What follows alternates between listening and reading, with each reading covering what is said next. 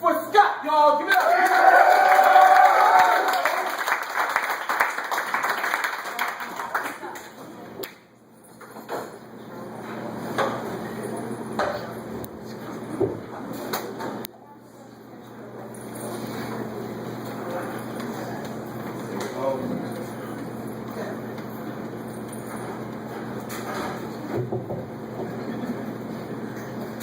It starts with a whisper, so that instantly you're hooked like a rock star who's just been introduced to heroin.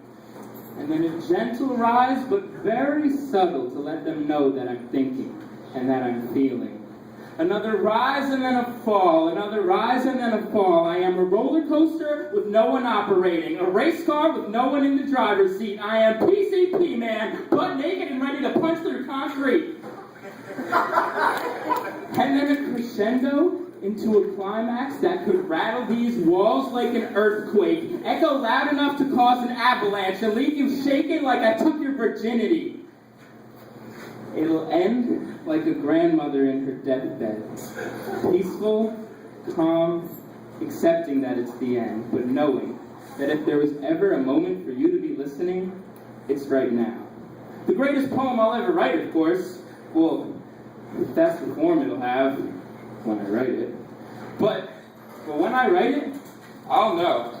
Oh, I'll know. Because there's a feeling I get when I hear other artists who've communicated one of their emotions so brilliantly that I can't help but let it completely reshape the way that I experience that emotion for the rest of my life. The feeling? It's like chills down your spine from the best horror movie you've ever seen, because what you just heard enlightened you like a Buddhist monk. And it feels like what teachers describe as a light bulb going off in your head, because you have now experienced for yourself the exact emotions that the poet experienced when creating that piece.